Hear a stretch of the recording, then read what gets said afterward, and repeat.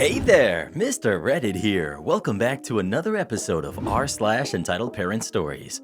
Our first story we'll be reading today, entitled Stepmom Shaves My Head to Get Back at My Mom. After that, Karen and her husband attack me at a gas station.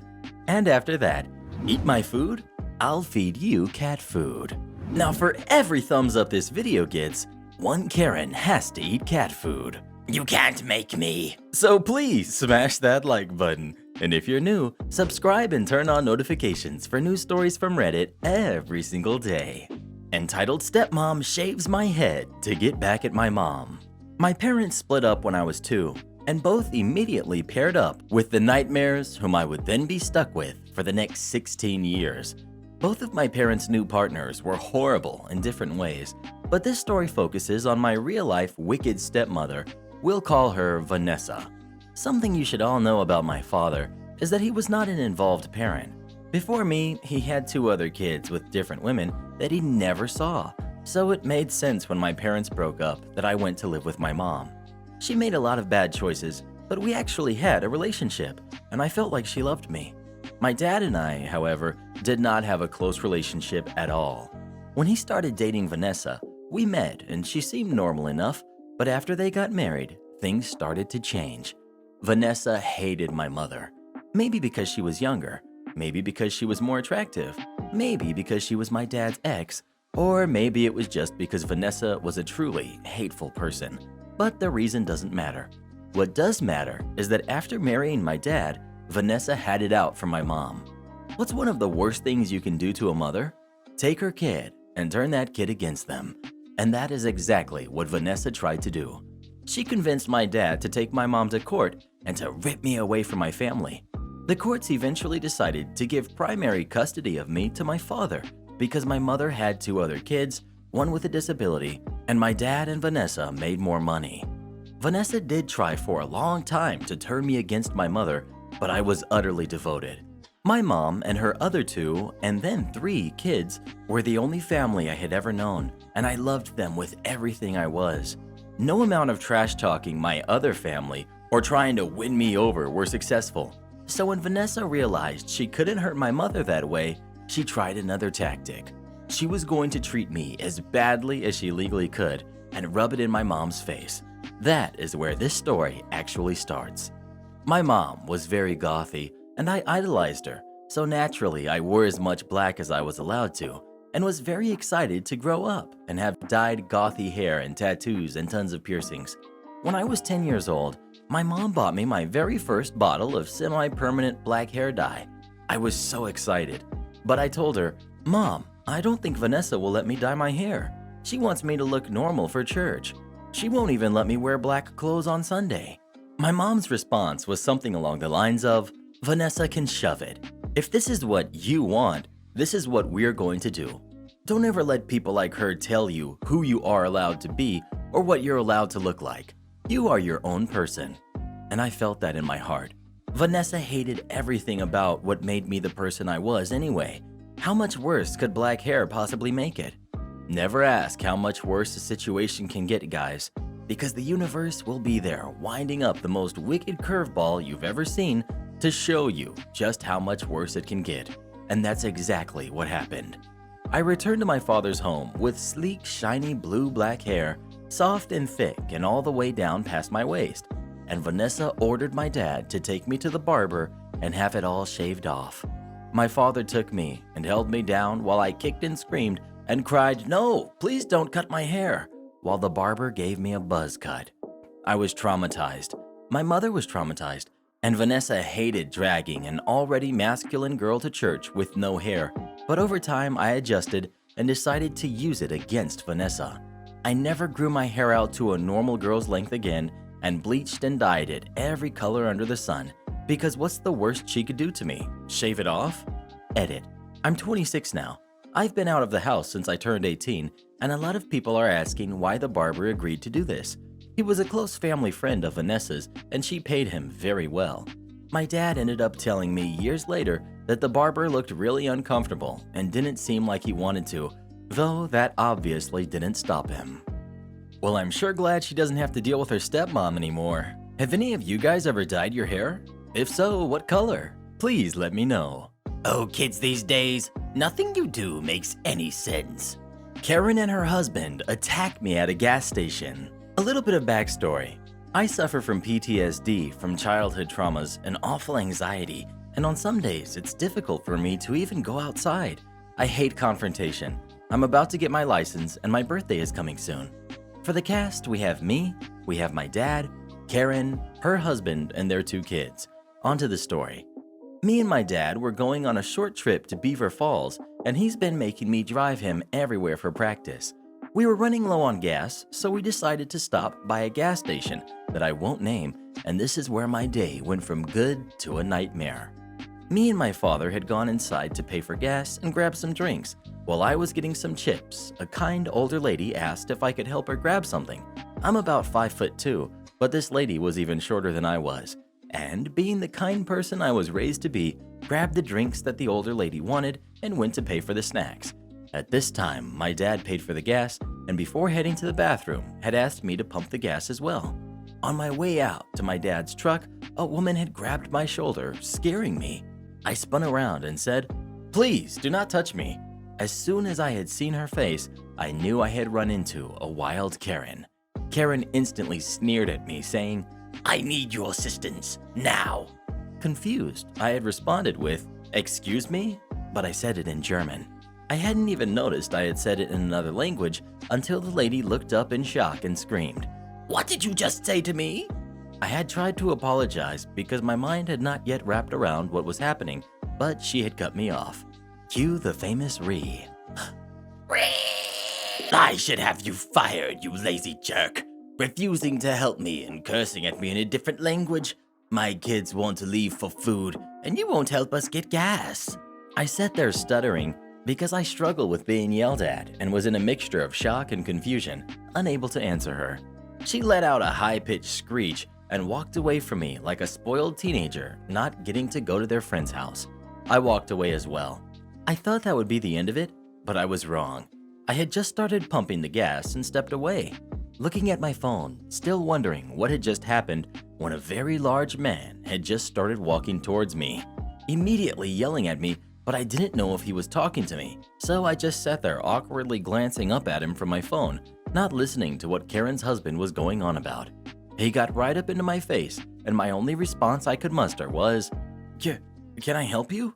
He groaned at me and started with, "I've been waiting long enough for someone to come out and pump my gas. I demand you help me now."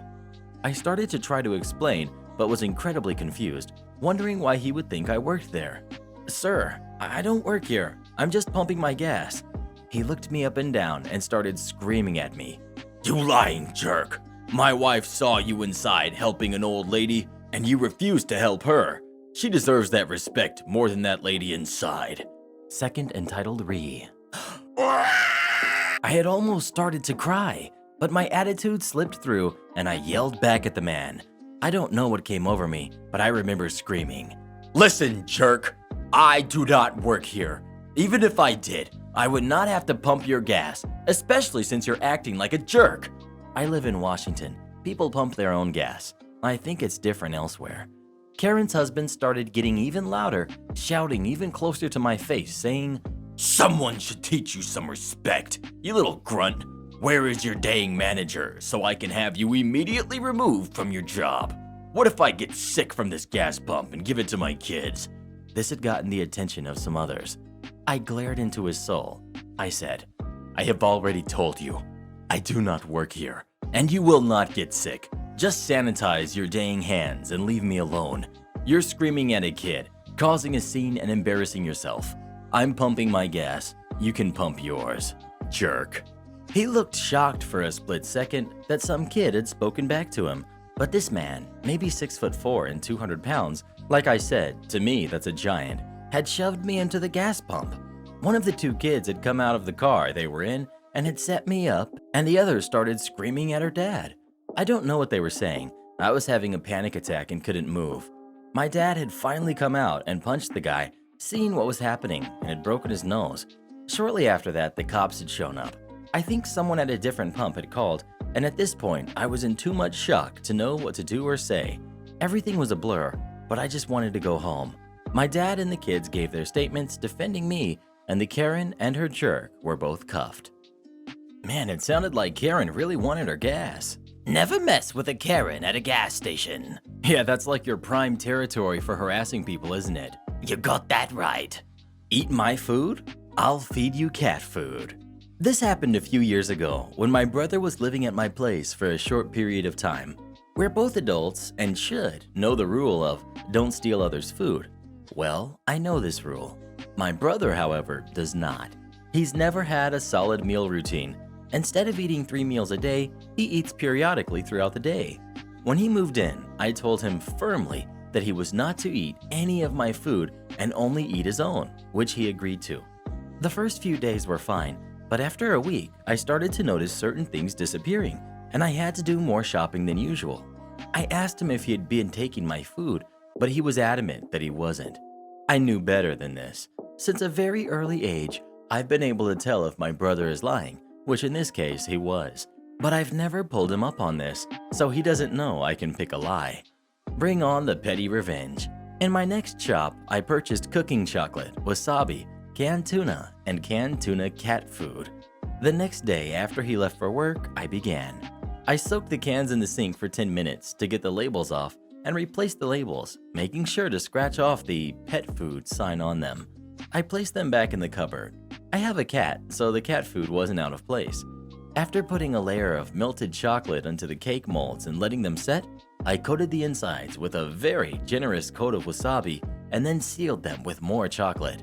The chocolate/wasabi creations I made were small enough to put the whole piece in your mouth at one go, and I made sure to make enough that 1 or 2 wouldn't be noticeable, setting the trap perfectly for my brother. All I had to do was wait. When my brother got home later that day, I casually went into my room to wait, and right on cue, I heard the cupboards opening and closing and cans being opened. Brilliant. About 10 minutes later, I heard the fridge being opened. Gotcha. 20 seconds later, I heard my brother screaming and yelling. Ah! What the heck? Oh my god, what is this? OP, what the heck did you do? What is this? I came out of my bedroom with a smile on my face. What's wrong? Faking concern. Brother, pointing at the plate on the table with the chocolates on it. What the heck is this? Are you trying to hurt me? Me. Why were you eating my food? I thought you said you weren't eating my food. Silence followed with him muttering something under his breath as he walked to his room and slammed the door. I had a look in the bin, and sure enough, there were empty cans of tuna in there. I yelled to my brother through his door. How was the cat food? The what?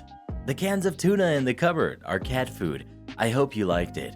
What the heck? Why would you do that? What's wrong with you? He never ate my food again. Have any of you guys ever tried pet food? If so, did you like it? There's no reason any of you should be eating pet food. It's foolish.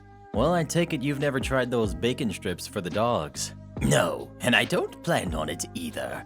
Karen mistakes me for a teen mom and says my kids are going to hate me because of their freak names. Cast. We've got me, the magical momster. We've got F, my then 14-year-old son. We've got D1, my older daughter, D2, my then infant daughter, and PO, my hero off-duty officer. Now on to the story. For a little background, I did have my son while I was still in my late teens, and I've always looked younger than I am, so people have thought I was his sister rather than his mom for years. After having my daughter though, I didn't get questioned quite as much until this day. Now one of my local grocery stores, we have 3, has a coffee place kiosk inside of it that rhymes with bar stocks, and to tame this momster, I must have my coffee daily and rarely forget to bring any with me. But this day I did because a winter storm was on its way and I needed to get some groceries in case I couldn't get out for a few days. So I walk up and order my overpriced yet delicious coffee goodness and step to the other side to wait. Son asks to go look at something, so I let him and off he goes. If I had already had my coffee and wasn't so out of it, I would have probably heard the thunder of the approaching Karen, but I didn't. Me, standing patiently waiting for my coffee. Karen. You know it's nice of you to give your mom a break by watching your little brother and sister, but it is far too cold out for you to be dragging them out, and you're too young to be drinking coffee anyways. How did you even get here? Where are your parents? You can't drive without a parent.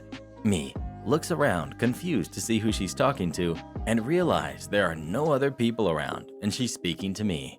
I'm sorry, what?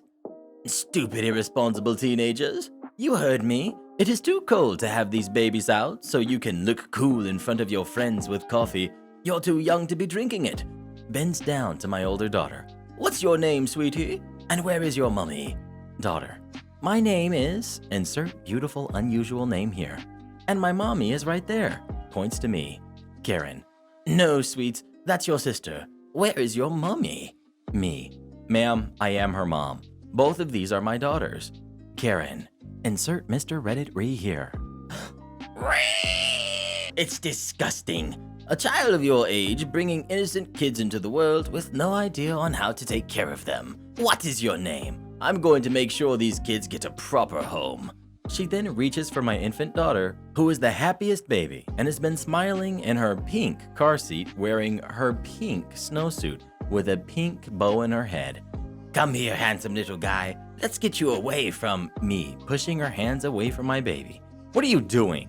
At this time, I notice my son has walked back, and he is a big kid already taller than me and has played football for years, and he's watching this take place and getting mad.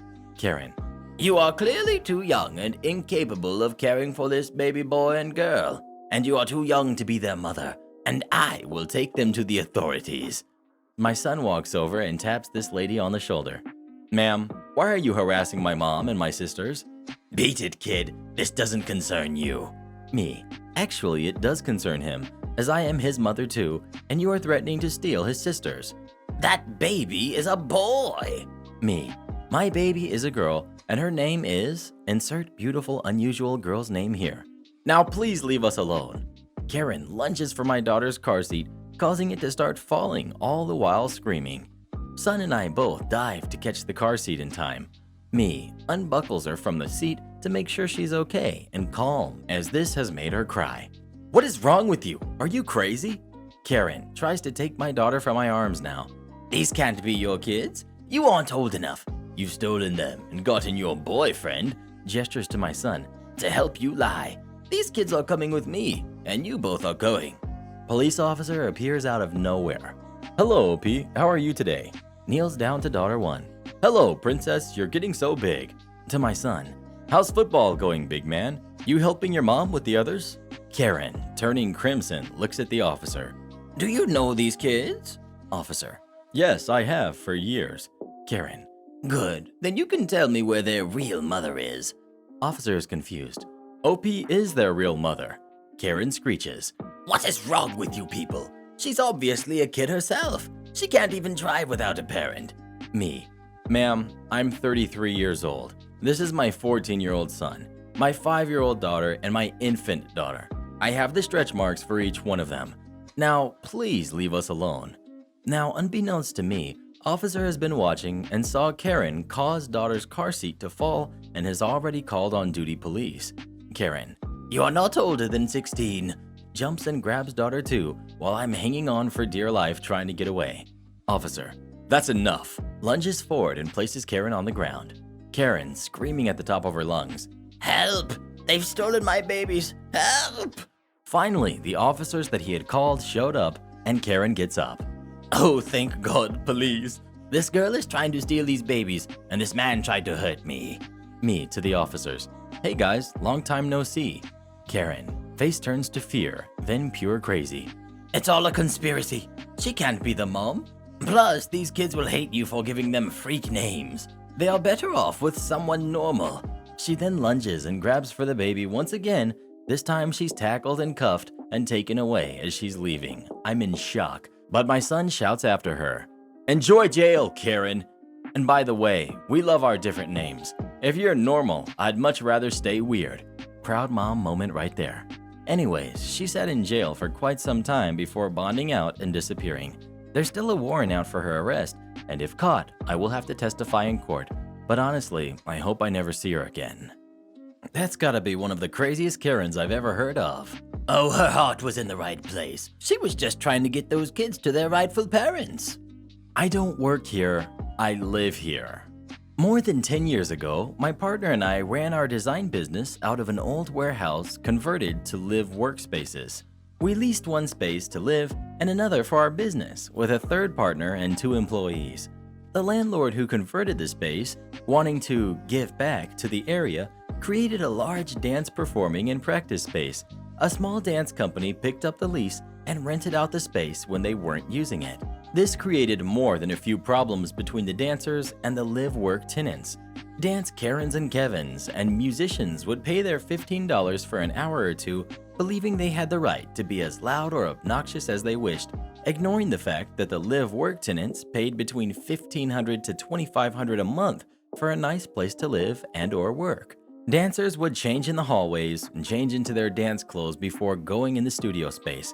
We were told often, just as we walked in the door, to be quiet, there is a performance underway. I can't tell you how often we would walk down to the laundry room to find grungy, dirty underpants and clothes in piles outside the studio door. As mentioned above, we had 2 spaces. We lived directly above the building's lobby, and our workspace was directly above the dance studio. I'm a fairly easygoing bloke, as I believe most large men are. Think Great Danes. I have never thrown a fist in anger or even been in a fight. My size might have a lot to do with that, but I have always preferred talking out disputes. Well, one evening, around 9 or so, our partner was working late while we had retired to our living space. This evening was particularly noisy. Drums and dance sticks pounding out staccato rhythm to oppressively loud music. Our partner isn't as easygoing as I, and I knew it had to be even louder in the design studio. It wasn't long before I heard him take a rubber mallet to the floor and add his own pattern to the tumult. He had done it before. I don't think it hurts to give noisy folks a reminder they aren't the only ones in the world, but I prefer to do it gently, in person. As I sat on the couch, pretending to be able to hear the news, an unknowing dance Kevin threw our door open, stalked up to my wife, and started yelling about how they paid their $15 and they can do whatever they want. I sat and waited for the first break, and with a little bit of a raised voice said, "You just broke into a private residence." Dance Kevin started in again, so I raised my voice again and repeated the statement as I stood up. He stopped mid-rant, took a slow look around, and immediately started backing up. The apologies started as he fumbled out with the knob. I got one more, "This is my private residence," before he ducked out the door. I then locked the door. Yeah, it should have been locked all along. The music was off and quiet within 2 minutes, and we never saw him again. My wife went over to see if she needed to mop up anything. There were many other incidents between the dance Kevins and the tenants, but this seemed to be the beginning of the end.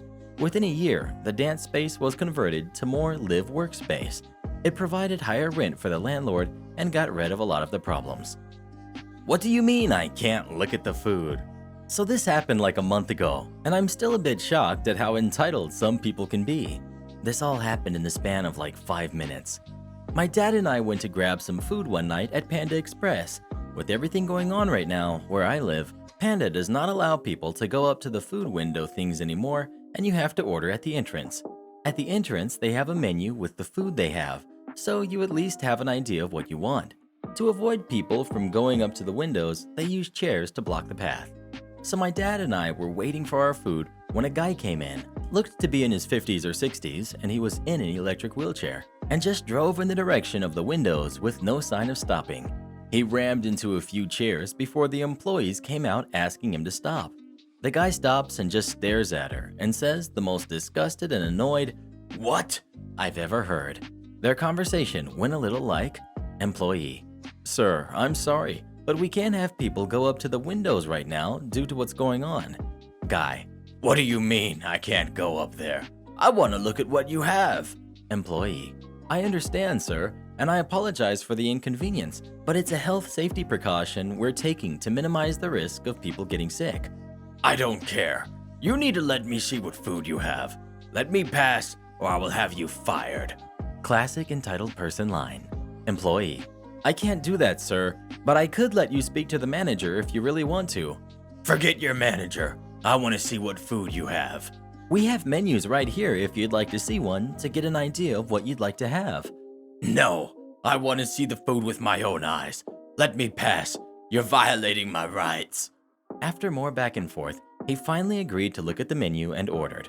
For context, there was a sign that said that cash was allowed, but that debit or credit was preferred. Oh, so now you're going to tell me that I'm not allowed to pay with cash? No, sir. Cash is allowed, but debit or credit is preferred. So now you're going to make me feel ashamed for paying with cash? You're trying to make me feel guilty for not having a credit card? Not at all. I was simply correcting you and informing you on payment methods. Whatever, I'm paying in cash, unless it's an inconvenience for you. I know you just don't want to count money, so that's why you want me to pay with a card. You people get lazier every day. What? I was just... Whatever. After he said that, he pulls out the biggest bag of coins I've ever seen and just dumps it on a table that was displaying cookies and drinks and starts counting out dimes and nickels to pay. Oh, and before anyone says, what if that's the only money he had, I'm gonna add that he had bills in that bag too. The employee looks at the pile of coins with a face of disbelief and looks over at me. I just shook my head. Seconds later, we got our food and left, so I didn't see what happened after. Normally, when I see people counting out coins to try and pay, I was raised to ask if they wanted some help to pay for their food. But this guy, he was an exception. 1, he disrespected the employee. 2, he's purposefully paying with coins when he has a good amount of bills. And 3, his attitude is just gross. To all who work in retail, food, etc., my condolences go out to you guys because of all the entitled people you have to deal with. Speaking of Panda Express, what's your favorite food of all time? I could go for some Panera bread right now.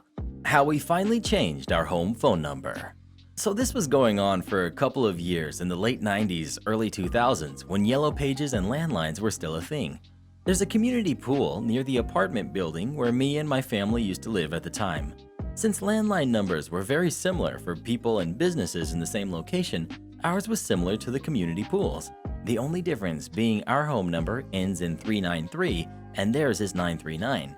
Now, you'd expect a person to mess up these two once in a while, but after multiple calls a day started, we bought the current Yellow Pages edition and found out that they actually printed our home number as the number of the community pool. This was corrected in later editions. As you can expect, this led to multiple calls a day asking us about our working hours, etc. Usually you tell people, it's a private number, the mistake is in the Yellow Pages, and they apologize and never call again. Some people would try multiple calls, like calling multiple times will magically transfer the call to the right people, but you finally tell them to buzz off already, and they do. There was this one dude that I remember to this day though. I answered the phone. I don't know the exact year, but I can't have been more than 10 or 11 years old. So little me answers the phone. Obviously the dialogue will not be word for word because this happened like 20 years ago. Hello? Hello, what hours are you open? Sorry, this is a private home number. Okay, sorry, bye. Ring. Hello? Again, the voice of me. Yeah, hello, what hours are you open today? Sir, wrong number again. This happens all the time. Someone printed the wrong number. Who are you? This is my family home. Click. A little while later, the phone rings again. Hello? Yeah, can I talk to anyone else? So I go and get my mom and stay next to her to listen. Mom. Hello? What hours are you open today? Mom proceeds to explain the situation since she didn't hear my previous conversations with this man. But I got the number from Yellow Pages. Well, they got it wrong. Someone's messing with me. I made sure to check the number I'm dialing multiple times. You dialed the right number. It's just not the number you're looking for. So what's their number if this is yours? I don't know. We didn't at the time, only assumed they would be similar. The man then proceeded to complain about how the kid shouldn't be answering the phone because he didn't call to talk to dumb kids, but to find out when the pool is open. Sir, we don't have a pool. Fast forward to tomorrow. Ring. A woman's voice. Hello. Until when are you open today? Me. This is a private home, blah blah blah. Woman, voice muffled, obviously covering the mic with her hand or something. Yeah, George, it's the kid. The same man from yesterday, from a distance. Ask them if they happen to know when the so-and-so pool is open if they live nearby. Woman. Do you happen to know when the pool is open? Me. For heck's sake. Woman. Wow, you shouldn't talk to older people like that. Is that how your parents raised you? Me. Lady, please don't call anymore. I have to do my homework. Click. The day after, we finally changed our home phone number. Forget you, Yellow Pages. Well, hopefully they got to go to the pool after all. I'm about to go to the pool right now. Not until you make our special announcements. Oh, fine. Huge shout out to our newest channel members, Dakota and Nira Lightshine. Thank you so much for supporting the channel. Join as a member today or become a patron, and we'll give you a special shout out in the next video. And if you'd like me or Mr. Reddit to make a special video for you reading your script, come visit us on Fiverr, link pinned in the comments below. And shoutouts to our regenerals of the day, Rose Puppy, Lyriel, and Bruh Moments Only.